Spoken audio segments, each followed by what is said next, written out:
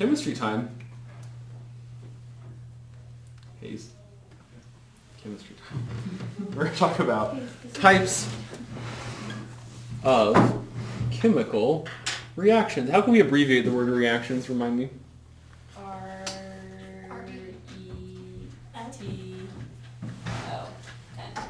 Reaction. Yep.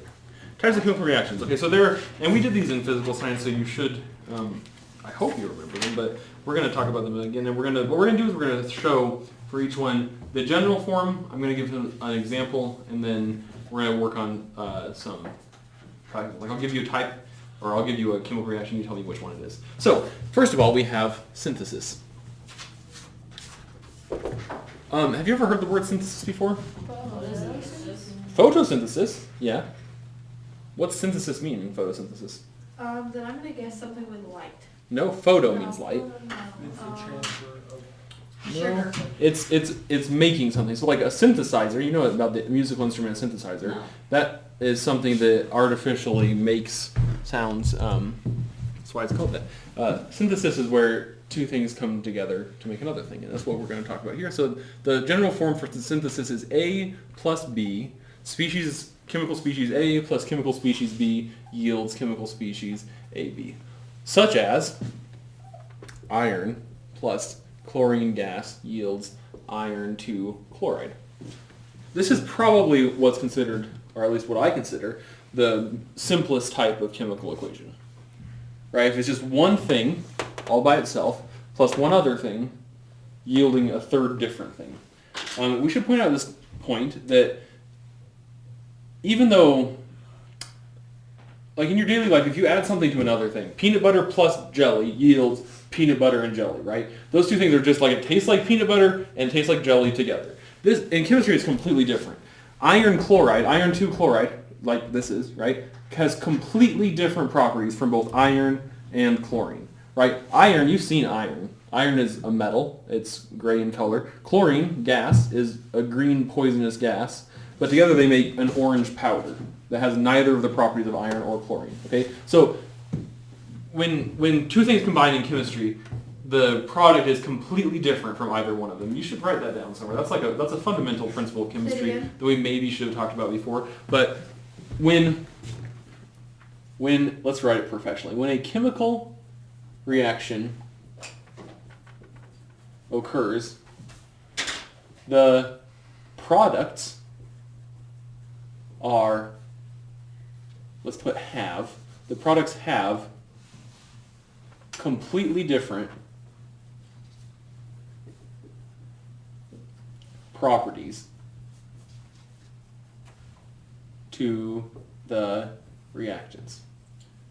So basically, the things that made it up are completely different from the thing that they make. When a chemical reaction occurs, the products have completely different properties to the reactants. So iron chloride has completely different properties to iron, and it has completely different properties to chlorine. The classic example of this is sodium chloride. You know about sodium chloride. Do you know about sodium chloride? Yeah, you had it for lunch. You probably didn't just have it for lunch, but you had some of it on your lunch. What would it be? Salt. It's table salt. When my wife made chili the night before last, it needed salt. I'm sorry, Jim. It was good. It was good, but it needed a little salt, so I put that on there. But the salt has different properties to both sodium, which you've seen in the lab, right? Sodium was a silvery metal that we could cut with a knife, and we threw in the water. What happened? Yeah, it started on fire. You didn't tell your wife it needed. No, she told me. Anyway, so the sodium was a silvery metal that we could cut with a knife, and then when we threw in the water, it exploded. Right? If we bit into it, what do you think would happen? Our jaw would probably explode. Chlorine gas, as I already said, chlorine is a green toxic gas, right? So sodium and chlorine have completely different properties from the white crystalline powder that I put in my chili. Do you see what I mean? So just because peanut butter plus jelly makes a group of peanut butter and jelly that tastes like both of those things combined, that's not the way it is in chemistry. This is completely different from these two things. Chlorine, like the powder, like the... No. That what you call chlorine in the pool is a different thing. That's probably... I know, but it smells horrible. It's probably, I would guess, potassium hypochlorite. It makes you want to die. Yeah. You have to wear a mask.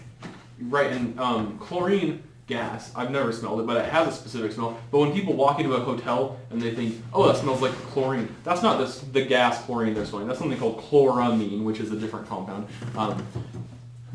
Anyway, we're going to move on from that. Has too much chlorine. Combustion. So, This was vehicles. yeah, internal combustion engine. So combustion is when something combusts. What does it mean if I combust your barn? What does that mean? It means they're going to do what? Explode it. Probably not explode necessarily, but start on fire, burn it down. Combustion is in this form. I'm not going to use the letters anymore. I try to do it every year, and it sometimes doesn't work. So hydrocarbon plus oxygen gas always yields H2O plus CO2. If it's a hydrocarbon, this is true. This is one kind of combustion reaction. But the letters help us understand. Yeah, but in this case, a hydrocarbon is anything with carbon, and can you guess what else? Hydrogen. Yeah, carbon and hydrogen in any ratio. There are other kinds of combustion reaction, but this is the one that comes up the most. One of the examples from we'll get to this in a second, but be thinking about what an example of this might be. So it has to be a hydrocarbon, a substance with both carbon and hydrogen, combining with oxygen gas. Where can we generally find oxygen gas? Yeah, in the air. Yields, what does it yield? Water. And Carbon. carbon dioxide. Yeah. An example of this, gasoline is made largely of hexane and octane, and hexane is C6H12. Combining, and have you ever, when the gasoline comes into the piston in the engine, fuel is injected into the piston, that's why it's called fuel injected, and what else comes into the piston? Oxygen. And you have a little computer in your car, unless you drive an old-timey car that's carbureted, but if you don't, you have a fuel-injected car, oxygen is controlled, the amount of oxygen that goes into that is controlled by the oxygen sensor. Anyway, and they release what? Two things. Well, you can tell me. Water and carbon dioxide. How can you tell that there's water coming out of your engine? Have you ever driven when it's cold out or been behind a vehicle when it's cold out? Yeah, you can see there's water dripping. It probably isn't because of the way the engine works. There's like oil and stuff also, and it's a little bit more complicated than just this. But in theory, if it was just hexane burning, you should be able to drink the purified substance coming out of it. It's just water. It's just water. Like I said, in the actual exhaust pipe, there's probably lots of other stuff in there that you shouldn't be drinking. In fact, I would recommend you don't. But this chemical reaction produces just these two things.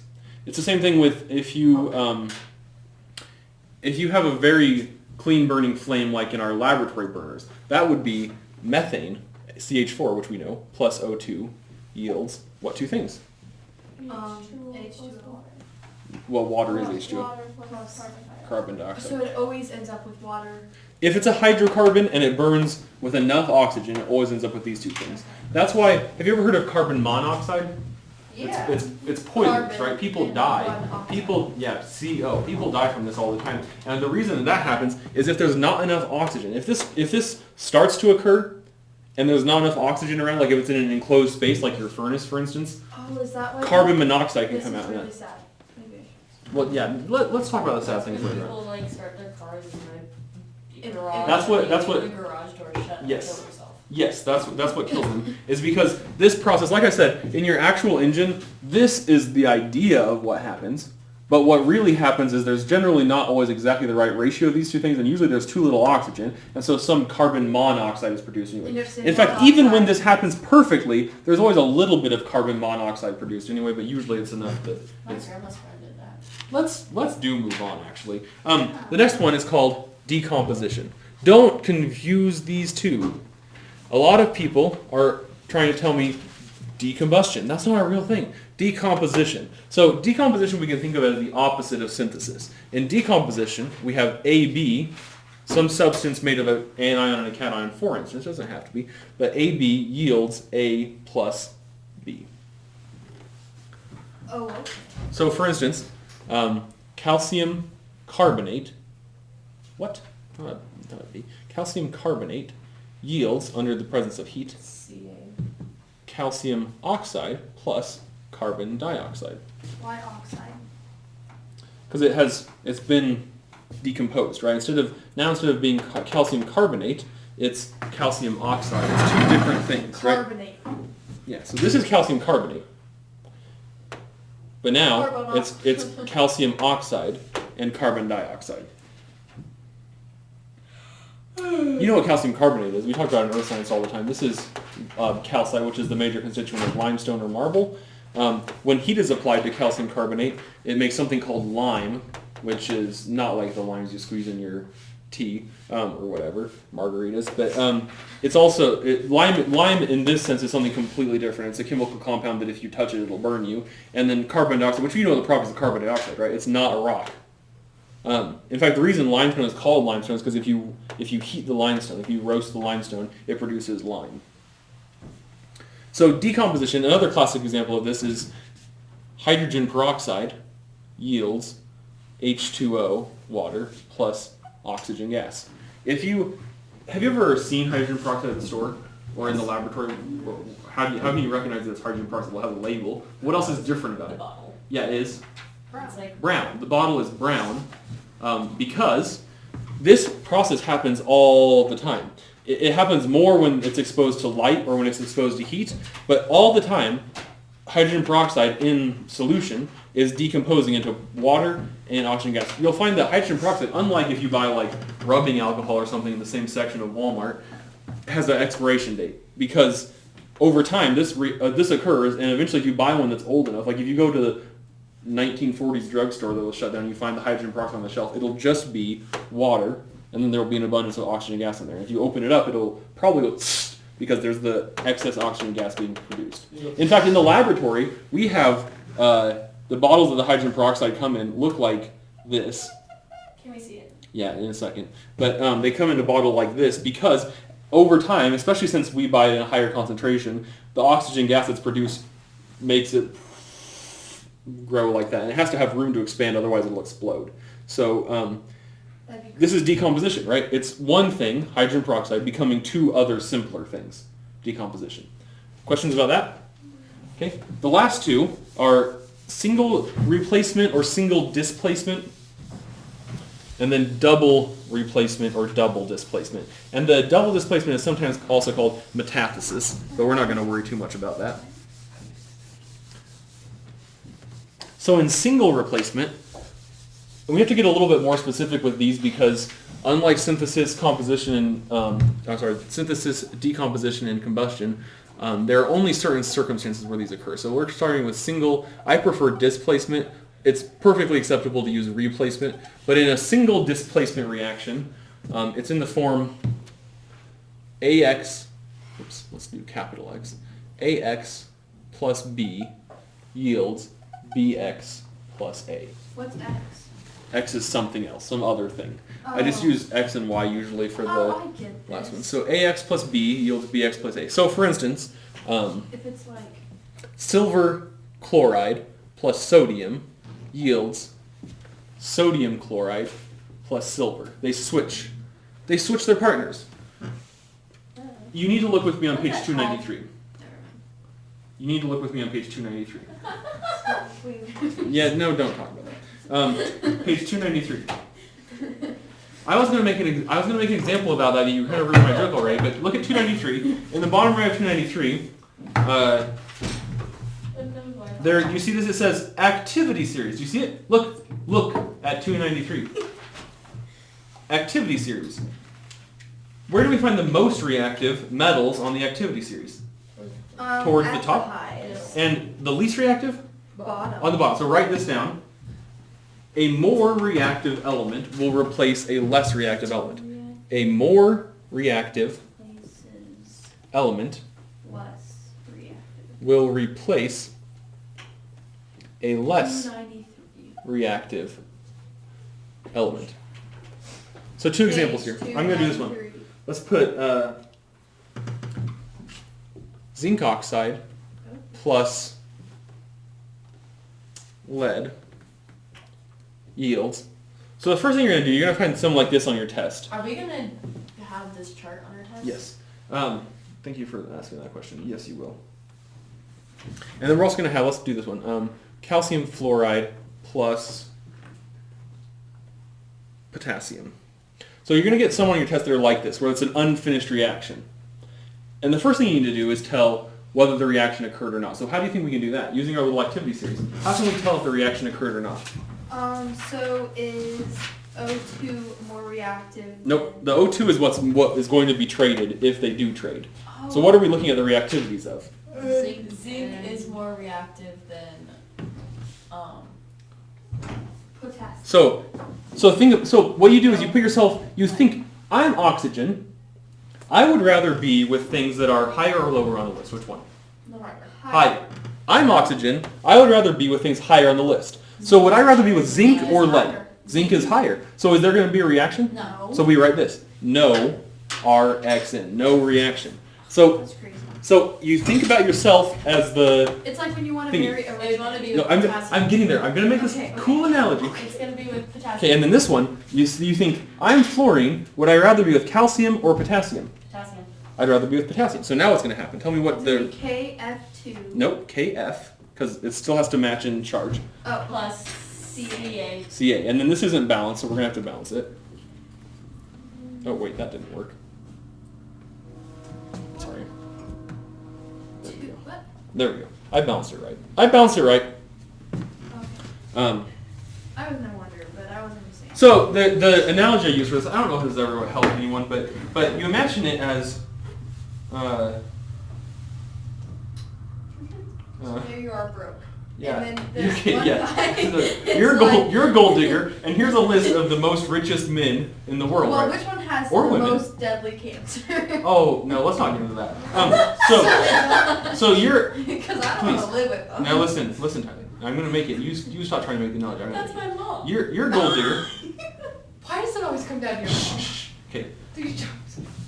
You're a gold digger. You got a list of the richest men, and so you're already with a millionaire, but a billionaire opens up, and you're like, well, I'm going to murder this millionaire, and I'm going to go with the billionaire. That's the same thing with the activities here, right? Obviously, except the exception is, Waste your listen. The exception is, Tylee, listen. The exception is that unlike the gold digger, these things are not thinking; they're just reacting because. So what is actually making them more reactive? If they have what? What does it relate to? They're electrons. They're electrons. The ones in this case, the ones with the lower electronegativity are more reactive, right? They want the electrons more from the oxygen. There's also an activity series. Look on 293. There's also an activity series, Tylee. Look on 293. There's also an activity series of halogens below it. So the halogens, it's a very simple one. Fluorine is the most reactive, down to iodine is the least reactive. So if you have this, NaI plus F2. Well, the sodium in this case would rather be with the fluorine, so it's going to be NaF plus I2, and it's going to have to Because, wait, what?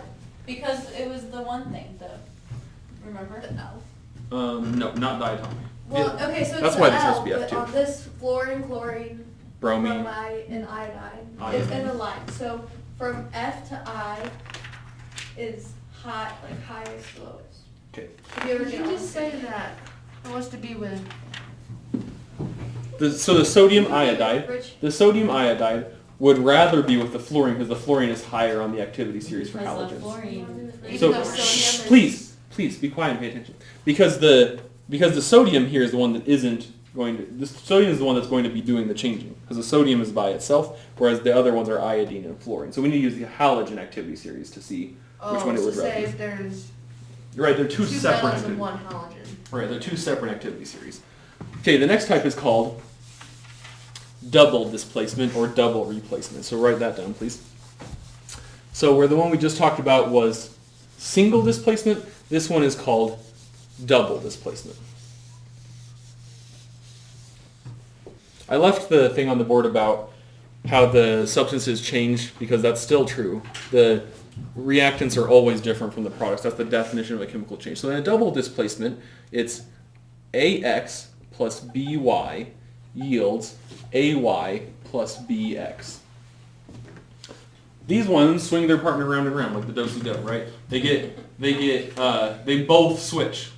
So the example of this, let's use this example. The one that the book gives is, Aren't there people that do that with their husband and wife? we're not going to talk about that right now. Swinger, thank you.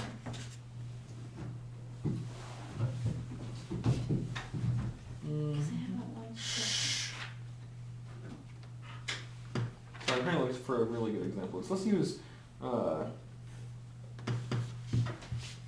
CuSO4 plus Na2CO3 yields CuCO3 plus, and we'll talk more about this one in the next lesson. I'm not erasing this because it's not important, I'm erasing it because I ran out of room.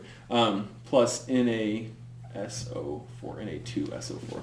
And what's important about this is that we have to write their state. So we've never done this before, but we have to write their state. So this is an aqueous solution. This one is an aqueous solution. This one is a solid. And this one, we're going to get to that in the next lesson, but this one's an aqueous solution. These ones, there is no reactivity series for these, but what we use is what's called the solubility chart, or solubility rules. And we write this. Please write this. If either product species, do you know what I mean if I say species? There are 4 species in this reaction. What are the 4 species? Copper sulfate. Copper sulfate is one. Sodium carbonate. Sodium carbonate is another. Copper carbonate. Copper 2 carbonate is the third. Okay. And then sodium sulfate. Sodium sulfate is the fourth. The species, we say the word species because I can't say atoms because there are lots of different kinds of atoms. I can't say molecules because they're not molecular compounds. But anyway, if either product species is a solid or gas, solid, liquid, or gas, the reaction did occur. If both product species are in aqueous solution,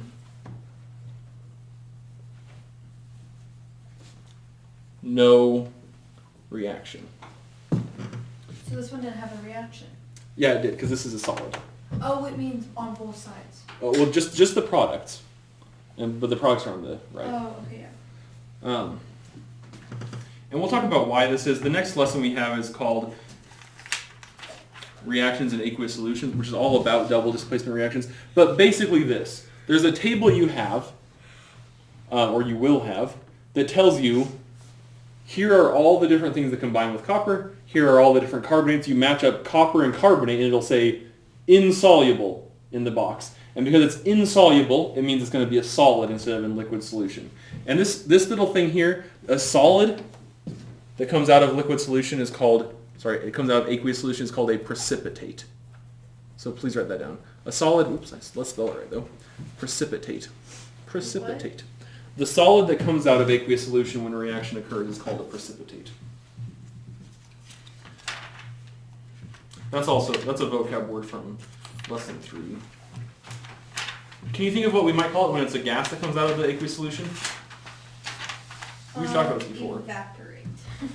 No. That's a really good guess. Well, what would it look like if the gas is coming out of aqueous solution? It would look like. It would be steaming. gas. If it's in liquid and gas is coming up out of it, it's going to form little Droplets of water. Wait, say that. Bubbles. bubbles. You know We what? call these bubbles. We call these bubbles. The liquid is much harder to tell. The liquid is a lot harder to tell because water's a liquid too, but it does happen. So basically what this would look like is we'd have a clear bluish solution of copper sulfate plus a completely clear, looking just like water solution of sodium carbonate. Are you listening to me? And it makes it pink. And it would, when we combine them, it will form a solid. It'll look like a turd just materialized in it. And that's the copper carbonate. It'll be milky. Because... No. Look, just stop being mean to me and look at page 296. There's a little example. Are your turns milky? 296. Sit. There's a little picture. Look, it forms a solid in the solution. And if you were to shake it up, it would look milky. It's probably not slimy. It's a solid. I think of like that goop that when you like fall out of your hand. This one we will continue talking about. This one we will continue talking about in the next lesson, but the other 4 you are responsible for knowing about now. If you have questions, do you have questions? Okay. Work on your chapter review.